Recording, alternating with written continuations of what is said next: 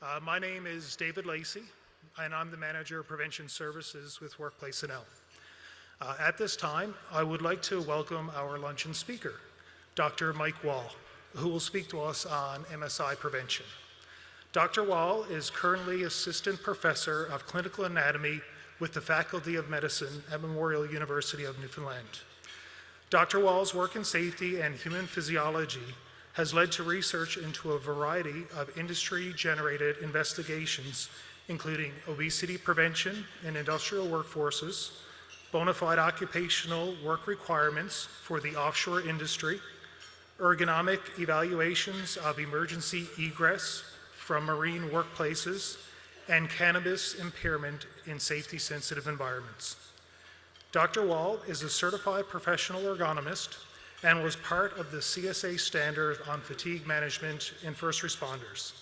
His research is performed in conjunction with the Center for Offshore and Remote Medicine, whose mandate is to carry out research and development projects related to health aspects of offshore oil, marine, diving, and space industries, as well as other industries involved with remote operations, environmental stresses, or hazards. I give you Dr. Mike Wahl. Thank you.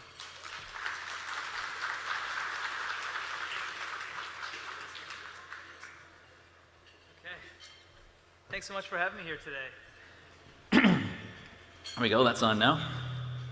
All right, well, thanks so much for having me here today. Today we're going to talk about something that I'm really passionate about. I spent over 20 years of my life working in different industries, working very closely with WorkplaceNL, and then working with a lot of the familiar faces in this audience here today. And we're going to talk about an approach towards reducing MSIs, which are still one of our biggest challenges in our workplace. Now, I'm going to start with a little scenario here to give a bit of context, okay? So this is Sarah. Sarah is a welder. She's been welding for 15 years. She's highly skilled. She's resilient. She's great at what she does. Every day she gets her PPE on and grabs her gear and heads to work and creates precision metal instruments. As a result, she's got a bad shoulder because she's been working for a long time, but she chalks it up, like a lot of other people, to being just part of the job. Now, in the same shop, but across the hallway, we got Alex. And Alex is working as a computer tech. He does a lot of circuit boards and small motor skill stuff, and he sits at his desk and he's developed what I call furniture disease. He's got a bad back from sitting and having poor ergonomics, but again, like Sarah, he kind of chalks it up to being part of what he does. Then we got Jake. Jake's fresh out of school, he's eager, he's trying to learn, he's trying to impress people, he's working really, really hard. He hasn't been around the environment for an awful long time, he's new to the safety systems, so he holds a really good chance of getting injured because he's just trying so hard to impress, but ultimately he's at risk as well. When you look at that, that's one workplace with three very specific individuals, all with very different jobs, all within the same environment. And when we look at our safety systems, a lot of the time organizations are struggling to try and create some overarching approach that allows us to address all these individual challenges as well as the occupational risks and the environmental risks. And what I want to talk to you about today is how do we kind of change that, because a lot of organizations have this structured sort of approach towards HSE, which they've had probably for quite a while, and how do we start to customize that and then apply techniques that have actually been shown to reduce soft tissue injury risk in their workplace, no matter how big or small they are. Now, one of the things that I do a lot of too is psychological safety. I'm a psychological safety advisor, like a lot of people in this room, and it's a hot topic. Mental health is obviously super important because the stigma's been reduced, but it's probably second still to MSIs when it comes to the types of injuries. When we look at the types of things that are being reported in our workplaces for incidents, it's still our soft tissue injuries. These are some of the stats from WorkplaceNL right now. 70% of all claims are involving time off from work have to do with soft tissue injuries. We got 71% of all costs are related to soft tissue injuries, 75% of all weeks away from work are related to soft tissue injuries, and on average, $105 million is spent by WorkplaceNL each year helping individuals with these injuries, and ultimately that comes from the employers that are here in this room. When you look at the soft tissue injury rates, when I first started in industry over 20 years ago, it's improved pretty dramatically since then. We've seen a lot of different evolutions in health and safety, and this rate has dropped down, and now we're at about 1 per 100 employees per year. But we've seen about a flat line for the last 10 years. And what I'm going to say today is that I think that these rates are going to start going up over the next little while. And the reason why they're going up is our workforce demographics are changing. In particular here in Newfoundland and Labrador. We're going to talk about some of these factors, but we have one of the oldest workforces in the country. Our health status is the worst province when it comes to overall health of any other province in the country. And so I think that if we take a proactive approach to helping out those individual workers, we may be able to mitigate some of these MSIs. I guess the first thing we have to do is define what an MSI is. So it's an injury or disorder of muscles, tendons, ligaments, joints, nerves, blood vessels, or related soft tissue. So I teach anatomy. There's over 200 bones in the body, and there's 600 to 700 muscles in the body. My poor students, I always ask them where their aurora borealis is at the end of the year, but it's usually up there. It's a good trick question for them, see if they're actually studying. But the reality is we could spend weeks talking about all the different ways we can injure ourselves, right? So we can strain a muscle, we can sprain a ligament, we can break a bone, we can get hand-arm vibration using a tool for a short period of time. We can have awkward postures which lead to overuse injuries. We can develop arthritis just like our car, if we drive it long enough, eventually it's going to start to wear down the brake pads.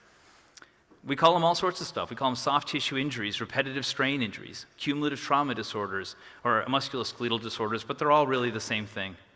Here's a couple of common ones. If you're wondering about the difference between a strain and a sprain, they sound very similar, but they're also very different. Muscles attached to bones via what's called tendons. We've probably heard of tendinitis before. You can irritate these tendons. This happens when you use the muscles a lot. Think about cumulative type trauma. And sometimes you can rip the muscle right off and rupture it. That's a tendon injury. If you have a sprain, this is a ligament. This is bone to bone. These don't heal as well because they don't get as much blood flow typically.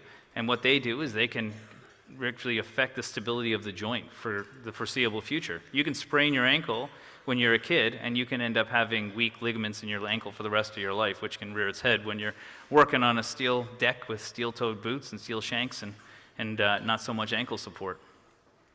But this is how they occur. MSIs used to be pretty obvious to be able to pick out. So back before we had health and safety systems and different processes, what would happen was somebody would go and lift something that was like 200 pounds and they would throw their back out. And they were like, stop doing that. We're going to put a policy in place. We're only allowed to lift 50 pounds, or you have to get ergonomic aids or a partner and do this lift. And so we created policies, and most people know if it's really heavy, we shouldn't lift it. We're going to hurt ourselves. And that worked. That's probably why we saw that decline from 2 to 1, right? But the vast majority of the injuries we're seeing right now fall into these two categories, and they're a little bit more insidious. First one is repetition. So whether you're working for 3 weeks straight at Vale's site in the middle of a mine in northern Labrador, or you're working at a desk for 15 years, your body can break down slowly over time. You can have little micro tears and micro traumas that can do it. For example, I saw needle gunning the other day at the Halifax shipyard, right? They do this for 12 hours a day. So if any of us did that for 12 hours, our first day we might be a little bit sore, but if we did it for our entire career, we might end up with some nerve damage in our hands or some real serious complications from it. What happens is, it's these small stimulus, these things that don't raise red flags. It's not super heavy, it's kind of just in between, it's not that heavy at all, but over time, our body's failure tolerance starts to drop down because of this micro trauma. And here's an example. I used to work in oil and gas, and the rigs would have a call with the office first thing in the morning at like 6 a.m. And the supervisor would pop in at 7:30, and the meeting was over by then. So they would take this, confidential information, and they would slide it under his door, and he would come in first thing, grab his notes off the floor, and go to read them. Well, one day we came into the office, picked up the notes, and threw his back out. And the safety people were like, "That's it, no more paper on the floor." And I was like, "Boys, come on." It's like the straw that broke the camel's back, right? It wasn't the piece of paper that was the risk factor. It was the fact that slowly over time, he was gradually getting to a point where something as simple as picking up a piece of paper set him off of work. Another example is fatigue. Fatigue isn't just being tired. Fatigue can be our muscles getting tired, our bodies getting tired over time. Our nerves get tired. So here's an example. I was on a facility one time that had spent a lot of money being wildly ergonomic. So one of the biggest challenges on an offshore rig was getting food in. So they would bring these big containers of food, and they would set them up, and they would get a line of people, and they built this really nice conveyor belt so you could put all the heavy stuff on it, slide it down, and then it finally got to the freezer. When it got to the freezer, there was 2 people that had to lift. So they took one of the strongest people on board, and they put him at the end of the line. And he lifted weights all the time, was always in the gym doing arm curls and stuff. And he took one of those milk containers, you know, with the 2-liter, there's 4 2-liters in them. We've all got them for junk around our house. Well, what he did was he took it off, and he went to hand it to the person in the cooler who was stacking them. And the guy was like, hold on a second, I got to move something. And instead of putting it back on there, he thought, I'm pretty strong, I can hold this. And he started holding it. But when he was in the gym, he was working over like 30 seconds at a time, and it took Buddy about 2 minutes to make the room in the freezer. And while he was doing it, all of a sudden we heard a screech, and the guy's bicep tore right off. It's because he was doing this sub-maximal load for quite a long period of time, and his body wasn't used to it, and he tore his bicep off, and he was off work for like 3 months. That's an example of something you never would have seen coming, and every possible ergonomic control was in place in that situation, right? So what I'm going to encourage you to do is this, and no matter how large or small your organization is, you can do this. Actually, smaller organizations might have a bit of an advantage when it comes to this. When I was working in industry, I kind of said there needs to be a target, and at the center of it has to be based on the worker, right? So there's 3 things I want to focus on for the rest of our talk, is that in safety, there's always an individual. That's our welder or our computer tech or Jake, the new guy on the floor. There's an occupation, and all occupations of the same type will have similar risks. And then there's going to be an environment. And the environment can be the physical environment, which in Newfoundland tends to be cold and slippery, but at the same time, it can also be the culture environment that we have, the environment that allows people to get training and be able to step forward when something is going right or wrong. Let's start with the individual. What an individual factors, they make a huge impact on the person's likelihood of injury. The first thing I'll bring to your attention is Newfoundland, right? Newfoundland's workforce is a very different demographic than a lot of other places. 46% of our workforce is over 55. In skilled trades, for example, it's a huge issue because we have a lack of skilled people to be able to come in. People are also living longer. Times are harder financially, so people are working longer into their career in order to make ends meet. And age, unfortunately, has a bit of a risk factor when it comes to getting injured. No matter how safe you are, our bodies just tend to break down over time, especially if you've had a hard physical job. You see that a smaller proportion is sort of that 30 to 54, and we have a really small proportion of people that are working under 30 years old. If you take the health stats, this is where it gets kind of scary. And this isn't just scary for Newfoundland, this kind of gets scary for almost all first world nations in the world. The rates of diabetes in the last 20 years have doubled. Obesity has increased by 30%. Heart disease is the leading cause of death now, and in many cases it's preventable based on lifestyle. Mental health is up 50%. Is it higher? I don't know. Maybe the stigma's been reduced and people are actually reporting it now, which is a good thing. The average age is about 10% older than it used to be, and life expectancy is longer in most cases. Unfortunately for Newfoundland, we kind of trail the rest of the country in every one of those stats. We have the highest rates of obesity, the highest rates of certain cancers and heart disease. We have the highest rates of diabetes. We have the lowest life expectancy, and we have the lowest health span, it's called. So not only do you live longer or live a certain age, but how healthy are you within that age? And ours is a little narrower than most places. So we have some work to do. You may say, how does obesity impact soft tissue injury? Well, just think about the physics of the situation. So when I worked in the industry, one of the things that I helped with was recommendation 14 after the Cougar flight. That was my PhD thesis. And one of the things we wanted to look at was what's the physical capacity of people when they're working in safety-sensitive environments, in particular life or death situations.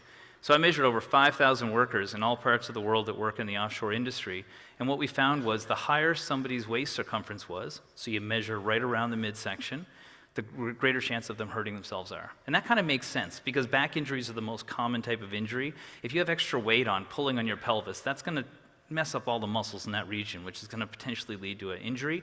It also indicates maybe less activity, maybe less strong of a metabolism, improper foods. There's a whole bunch of factors that it may be more of an indicator, right, that that something isn't working right.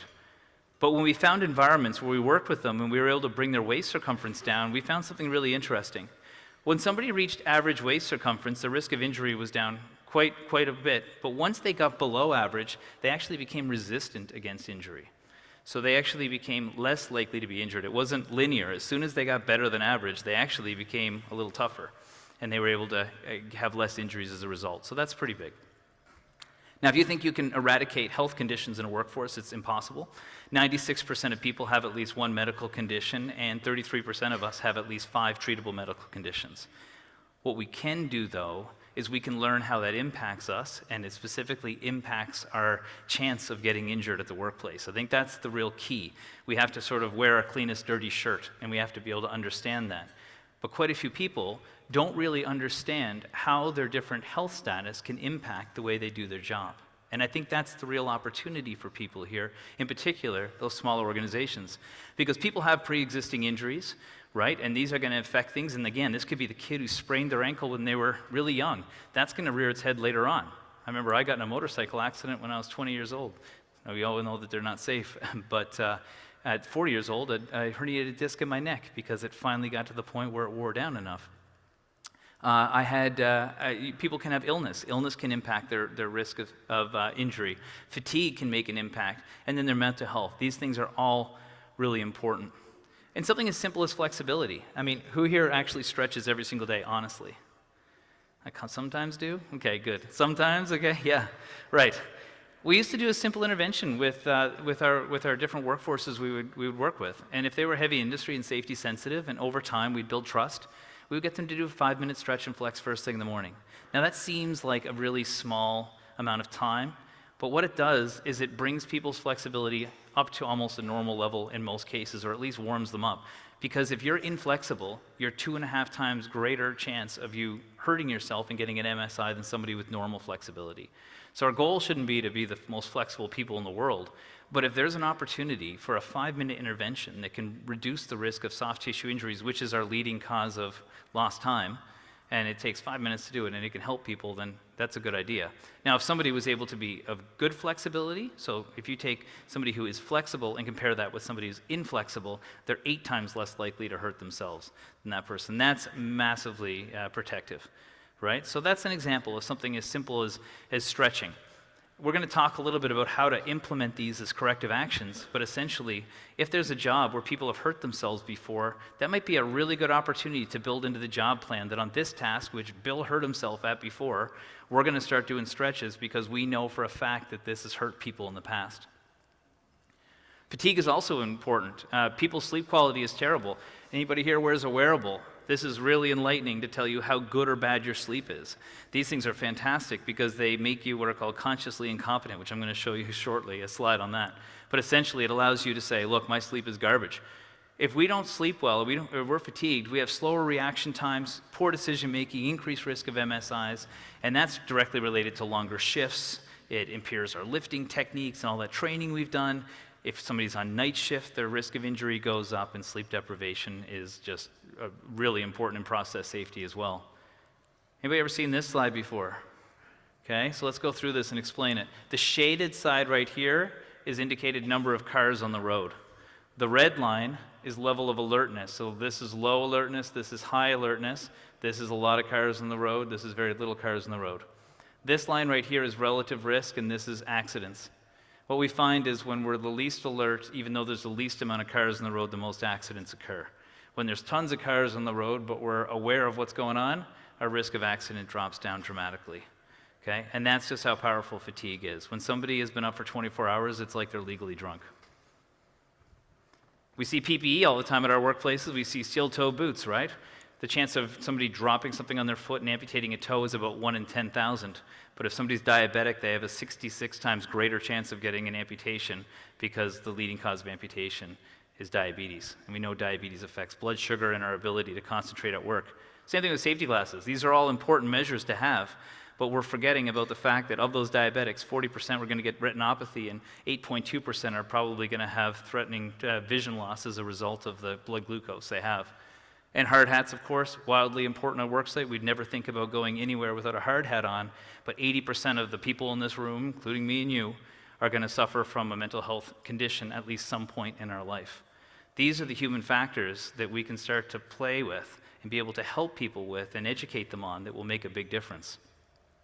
And so this is why, after we've addressed the personal side of things, we've got to start looking at the occupation. Everybody's occupation is different. You can't use a standardized approach. Like I said, I was at the shipyard recently. I've seen people needle gunning in fabrication shops my entire life. But seeing somebody needle gunning in a retrofitted diesel tank of a Navy frigate in 100-degree heat is a whole different ballgame. That's not needle gunning. That's a whole different thing. We have to understand what the occupation is. Spending time with your workforce, learning about their risks without giving them advice, just watching, just understanding, builds an immense amount of trust and shows respect. As a result of that, they may tell you more of the risks that you never could have picked up yourself as safety professionals. Instead, they're giving you this advice, they're telling you the risks, and when somebody identifies a risk, then they're part of the solution, and that increases buy-in from the staff. That's hugely important. It's important to do job demands, to see what these demands are. And that can be simple. You can be shadowing somebody, even if you're not an ergonomist, okay? You can learn about this. You can hire professionals if you've got the opportunity. You can get kinesiology work terms from Memorial University and get funding for them. And they can help you be able to identify what the risk factors are. Once you have them, what you need to do is not keep them on the desks of the safety people or HR or management. You need to give them to supervisors and co-present them to the staff themselves so the workers can learn the risks. There is zero benefit to an ergonomic assessment going to HR to buy a bunch of equipment that goes to somebody's desk when they don't know what their risk factors are and they don't know how to set up the equipment, okay? People need to be educated on the risks specific to their jobs, and you can use them as education tools because there's 4 stages in learning and safety. You've probably heard of this before. There's unconscious incompetence. I'm completely unaware I'm doing anything wrong. I'm living in bliss because I am completely ignorant. That's fine, okay? But once you teach somebody something which is important about the risk factors of their job, they become consciously incompetent. Conscious incompetence means I know better, I know I'm doing something wrong, I know I shouldn't do this. I'm going to start using the tools that are available to me to start making a difference. That leads to what's called conscious competence. We've all had this before. We try and ride a bike, right? First time we ride it, super hard. We got to focus. It takes a lot of effort. But that's exactly what happens when people start using these tools, and eventually it leads to unconscious competence. You don't even think about it. You're just doing things right because you finally understand the risks. You know what's happening. A new person comes in on the crew. You say, don't do that. We know better than that. This is what we do here to mitigate that risk. That's a really important triangle, and you've got to get people out of this. Once you get them on this step, these will take care of themselves, but that happens because we start to educate people. The environment has to be conducive to it. When I'm talking about safety culture environment, if you're going to be educating people about the individual risk factors, let them do it at work time. And you might say that costs a lot of money, but the next slide I'll show you is that it saves you a tremendous amount of money by investing in people's health. Make sure that time is spent during work to educate them. If you've got opportunities for healthy food or you're providing food, make sure that there's at least an option that's good for people. We used to work on rigs that was in the Gulf of Mexico in 120-degree heat. We made sure there was water and hydration and things available to encourage people to not get dehydrated and not think straight or get hurt. These are important. I work with a guy named Dr. Tom Cooper, who's at the Faculty of Business, to develop this chart right here. We found that a healthy worker versus unhealthy worker costs 6 times less, okay? And when we look at soft tissue injuries, we know that that's the biggest concern we have, and it's one of the easiest ones to mitigate. We know that it's not just the direct cost of the worker being off of work. There's a million other costs that come with that.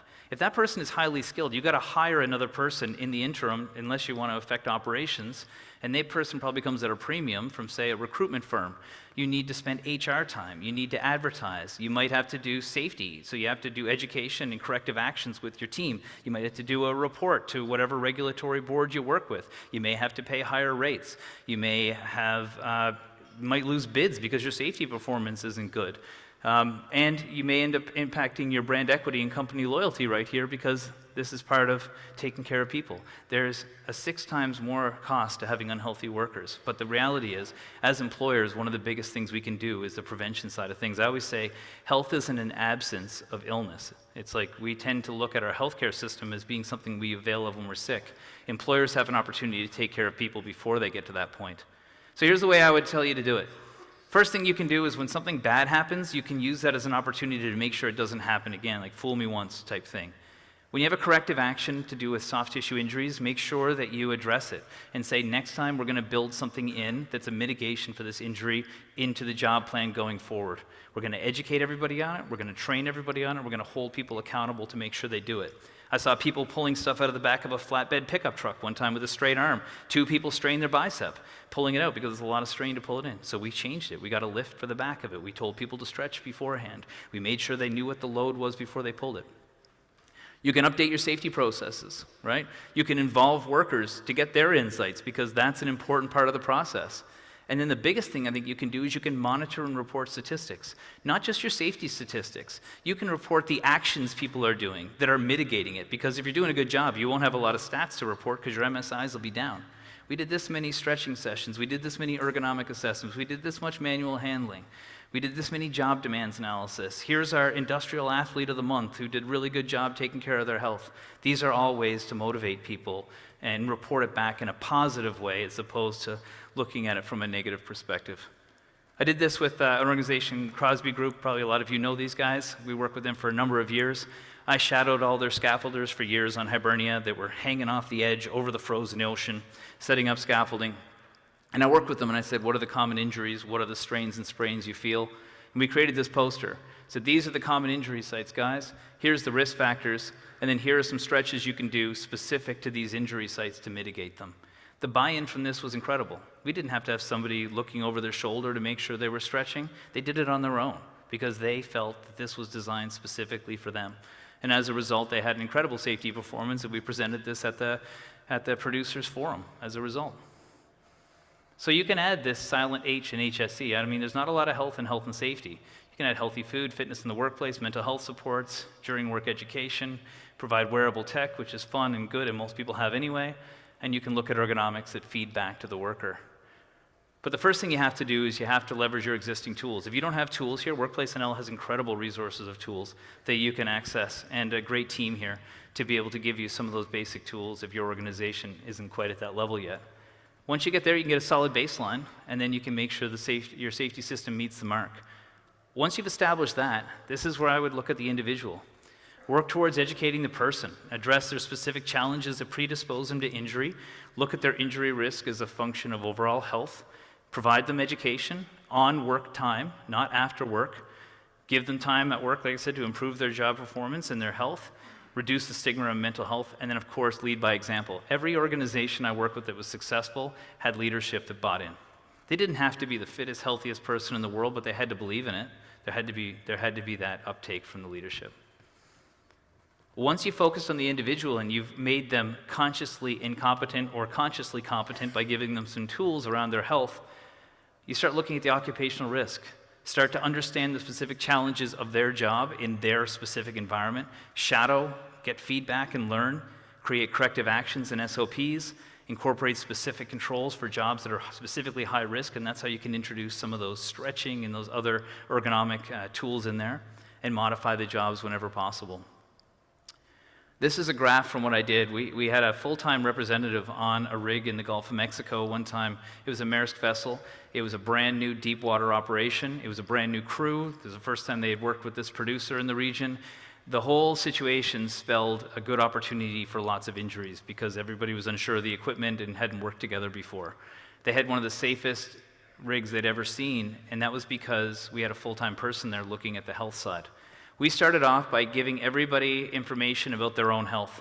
They all knew what they should be doing for exercise and food and how to take care of their blood pressure or their whatever risk factors they had, their injuries, their stretches, whatever. And what that did was it created an awareness of why health is important to me. And these right here are interventions that we did in safety afterwards. These are job demands analysis, hydration plans, manual handling training. We were able to get way more buy-in because people understood what's in it for them. Why is this going to help me? What are my risk factors? What are the nuggets out of this training that I can apply that are specific to me? Without this, this is tough. But if you can do this and this, that's how you can reduce your soft tissue injuries. I always say that health, and in this case, injuries, are a lot alike. Think about a glass of water. Every drop of water in that glass is the same size, same importance, and same significance as any other drop of water. It's kind of like little micro traumas to our body over time, right? It only takes one drop to make that whole thing start to overflow. That's the piece of paper on the floor in the guy's office. Goes to pick it up, there goes his back. What we have to do as employers and as safety professionals is this: teach people what's a drop of water into their glass, right? And then teach them how to take one out somewhere else, right? Maybe it's a pre-existing condition, you can't change that, but they can do a mitigation, and then the glass doesn't get more full. Or maybe you teach them how to do 2 for every 1 that they have in, and as a result, they become more resistant to injuries. It takes a bit more work, but it's really effective, and it really engages your workers and creates a safety culture. And I also think it's much more sustainable. Health and safety is a tricky thing. It's always evolving, but I think if you can incorporate the individual, the occupation, and the environment, you can step up your safety even more, and it'll be effective, and you'll probably see it in your costs as well as your safety performance. Thanks very much.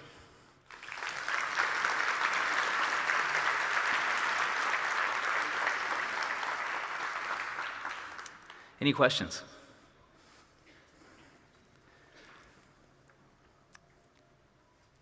Okay, good. All right, I tend to, my poor students, hey, imagine how sore their hands are typing and stuff, trying to keep up with me. All right, well, thanks very much. Oh, okay? Cheers, man.